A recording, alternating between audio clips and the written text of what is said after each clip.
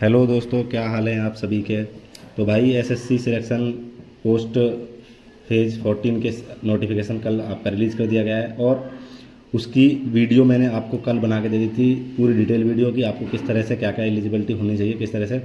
मैं कुछ बताना आपको चाहता हूँ कि जो सब बच्चे पूछ रहे थे कि भाई कैसे कैसे क्या क्या चीज़ें हैं, तो मैं आपको बताने वाला हूँ वैकेंसीज़ के बारे में कि आप अपनी क्वालिफिकेशन के हिसाब से आप कैसे वैकेंसी ढूंढ पाएंगे। तो देखो 3003 वैकेंसी इस बार आई हैं, लेकिन कौन सी पोस्ट के लिए आपको कौन सा फॉर्म भरना है।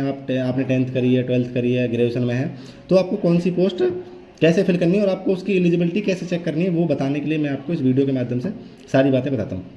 ठीक है, आपको सबसे पहले करना क्या है, मैं आपको इस लिंक को दे दूँगा। ये एक लिंक है, ठीक है, इसमें आप सारी पोस्ट की डिटेल्स देख सकते हैं।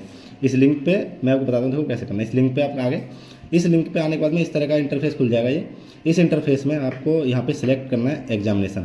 आप इसमें नीचे आएंगे, नीचे देखेंगे ये सिलेक्शन 14 और 2026। उसके बाद आपको रीजन सेलेक्ट करना है, यानी कि आप कौन से रीजन में फॉर्म भरना चाह रहे हैं। ये सारे रीजन है इसके। मैं मान के चलो आपको एग्जांपल के तौर पे सेंट्रल रीजन दिखाता हूँ। आप इसको सर्च करना है, सर्च करेंगे तो देखो यहाँ पे आपको ये दिखाएगा एडवर्टाइजमेंट नंबर सबसे पहले नंबर पे। ठीक है, उसके बाद में रीजन है आपका, फिर आपका पोस्ट कैटेगरी नंबर है और फिर कौन सी पोस्ट है और उसका पे स्केल क्या है। ठीक है, और ये सारी वैकेंसी, ये पोस्ट के नेम है, जैसे junior engineer, laboratory attendant, senior scientific assistant. ठीक है, इस तरह से सारी पोस्ट हैं। आप 1 2 3 ये पेजेस हैं, इसके हिसाब से आप इसे सारी चेक कर सकते हैं।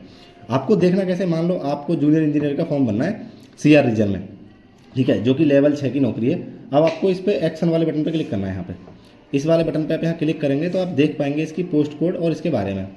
इसकी इनिशियल जो पोस्टिंग है वो जम्मू कश्मीर में है। ठीक है, ये इनिशियल पोस्टिंग दिखाएगा आपको। उसके बाद में इसको जॉब की रिक्वायरमेंट क्या है और ड्यूटीज़ क्या है वो आपको बताएगा यहाँ पे।